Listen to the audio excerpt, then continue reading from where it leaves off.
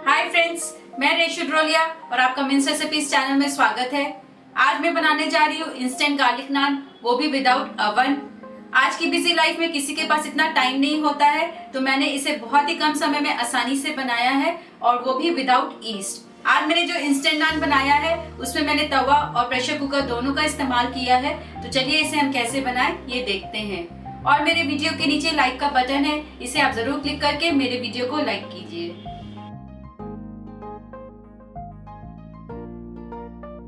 Garlic नान बनाने के लिए हमने लिया है 2 कप मैदा, आधा चम्मच नमक, 1 चम्मच चीनी, 1/4 चम्मच बेकिंग सोडा, आधा चम्मच बेकिंग पाउडर, 1 टेबलस्पून तेल और 3/4 कप दही।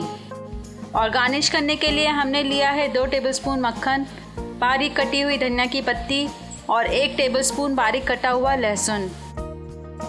तो चलिए फ्रेंड्स, अब हम नान बनाना स्टार्ट करते हैं। इसके लिए हम लेते हैं गहरा बर्तन और इसमें हम डालेंगे मैदा। हमने यहाँ पे 2 कप मैदा का इस्तेमाल किया है। और अब इसमें हम डालते हैं स्वादानुसार नमक, 1/4 चम्मच बेकिंग सोडा डाल दीजिए और आधा चम्मच हम बेकिंग पाउडर डालेंगे। अब इसमें लगभग 1 चम्मच चीनी डाल देते हैं और सभी को हम अच्छी तरीके से मैदा के संग मिक्स कर लेंगे।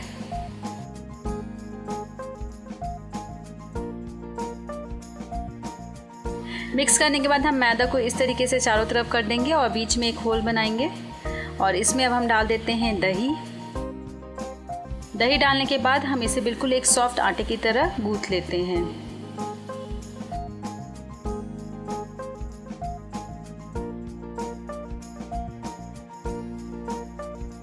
ये देखिए, हमारा जो आटा है वो काफ़ी स्टिकी हो गया है, तो इसमें अब हम थोड़ा सा मैदा और डाल देते हैं।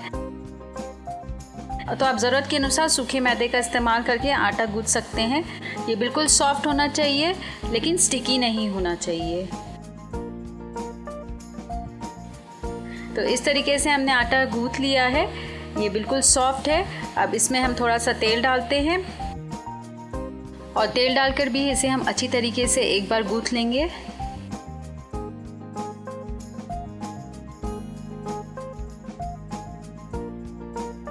मैदा के चारों तरफ तेल लगाने के बाद अब इसे हम गीले कपड़े से ढक देते हैं और लगभग आधे से 1 घंटे के लिए हम इसे सेट होने के लिए रख देंगे। जब तक हमारा आटा सेट हो रहा है तब तक इधर हम गार्निश के लिए बटर का मिक्स भी तैयार कर लेते हैं। तो इसके लिए हम लेते हैं बटर और इसमें अब हम बिल्कुल महीन कटे हुए लहसुन डाल देंगे और बिल्कुल महीन कटी हुई धनिया की पत्ती भी डाल दीजिए और सभी को हम बिल्कुल अच्छी तरीके से बटर के संग मिक्स कर लेंगे। तो इस तरीके से हमारा बटर मिक्स भी गार्निश करने के लिए तैयार है। ये देखिए, 1 घंटा हो गया है। अब हम कपड़े को हटाते हैं और फिर से हम हाथों में थोड़ा सा ऑयल लगाकर इसे एक बार अच्छी तरीके से गूंथ लेंगे। हमारा जो आटा है अभी वो थोड़ा स्टिकी है, तो इस समय हम थोड़ा सा और सूखा मैदा डाल देते हैं और इसे एक बार अच्छी तरीके से फिर से गूंथ लेंगे। ये देखिए, हमारा आटा बिल्कुल तैयार हो गया है। ये काफ़ी सॉफ्ट है और अब बिल्कुल भी स्टिकी नहीं है। तो इसका एक हिस्सा हम हाथ में लेते हैं और इसे हम हाथों में अच्छी तरीके से रोल कर लेंगे। इस तरह से रोल करके हमने एक बॉल बना लिया है। अब हमें इसे बेलना है, तो बेलने से पहले हम रोलिंग सरफेस पे थोड़ा सा सूखा मैदा छिड़क देते हैं और अब हम बॉल को सूखे आटे में अच्छी तरीके से लपेटेंगे और इसे हम रोलर से बिल्कुल ओवल शेप में रोल कर लेंगे। आप चाहें तो नान को किसी भी शेप में बेल सकते हैं, लेकिन हमें इसे बिल्कुल रेस्टोरेंट स्टाइल में बनाना है, तो हम इसे ओवल शेप में ही बेलेंगे। नान बेलते समय बहुत ज़्यादा मोटा भी नहीं होना चाहिए और बहुत पतला भी नहीं होना चाहिए। तो हमने एक नान बेल लिया है। अब इसे हम तवा पे बनाएंगे, तो नान के ऊपरी पार्ट पर हम थोड़ा सा पानी लगा देते हैं। हम हाथों से पानी चारों तरफ लगाएंगे जिससे कि नान तवे पे आसानी से चिपक जाए। अब चलिए हम नान को सेकते हैं। तो नान को सेकने के लिए हमने आयरन तवा, जो हम रेगुलर चपाती बनाने के लिए यूज़ करते हैं, हमने उस तवे का इस्तेमाल किया है और इसे अब हम मीडियम हीट पर रखकर बिल्कुल अच्छी तरीके से गर्म कर लेंगे। जैसे ही हमारा तवा गर्म हो जाएगा, इस पर हम नान डालेंगे। तो हमने जिस साइड पानी लगाया है उस साइड को हम तवे के ऊपर रखेंगे। पानी लगाने की वजह से नान हमारा बिल्कुल अच्छी तरीके से तवे पे चिपक गया है और लगभग हम 1 मिनट के लिए वेट करेंगे जब तक कि नीचे से नान थोड़ा सा ना सिक जाए।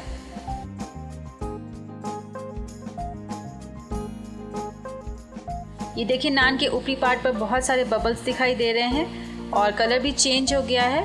तो इस समय हम तवे को फ्लेम से हटाते हैं और अब हमें नान को दूसरी तरफ से भी सेकना है। तो इसके लिए हमने एक ग्रिडल लिया है और इसे अब हम फ्लेम के ऊपर रखेंगे। फ्लेम को हम इस समय मीडियम कर लेंगे और तवे को हम उल्टा करके ग्रिडल के ऊपर रख देंगे, जिससे कि नान का ऊपरी पार्ट जो है वो भी पूरी अच्छी तरीके से सिक जाएगा। तवा पर नान बनाने के लिए हम नॉनस्टिक तवे का इस्तेमाल नहीं करेंगे, क्योंकि जब हम तवा को उल्टा करेंगे तो नान तवे पे से निकल जाएगा। और इसे हम मीडियम फ्लेम पर रखकर लगभग 2 मिनट के लिए, जब तक कि गोल्डन ब्राउन स्पॉट्स ना आ जाए, तब तक के लिए सेक लेंगे।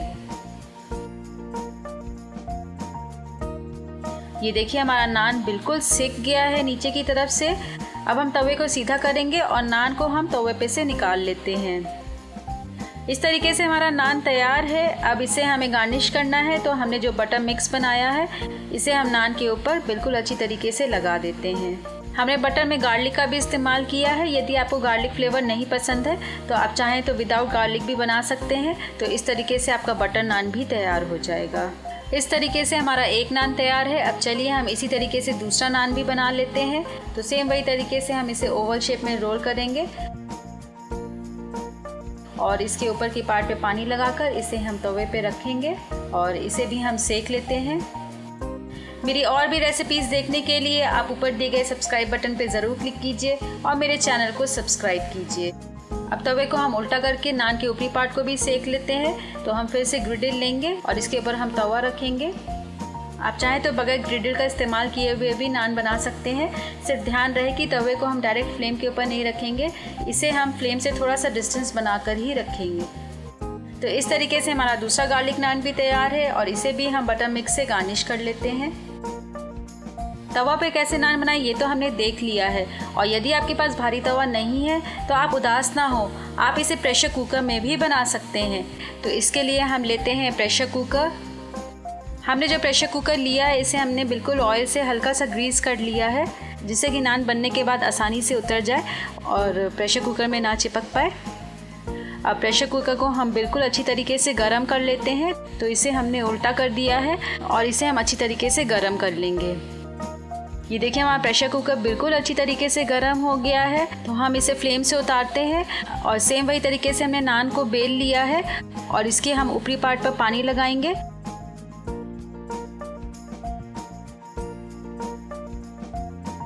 और कुकर की साइड्स में हम जिस तरफ से पानी लगाए हैं उस तरफ से हम कुकर के साइड्स में चिपका देंगे। अब चलिए इसे हम सेकते हैं। तो हम फ्लेम को मीडियम कर लेंगे और कुकर को हम उल्टा करके इसे तब तक सेक लेंगे जब तक कि डार्क ब्राउन स्पॉट्स ना आ जाएं।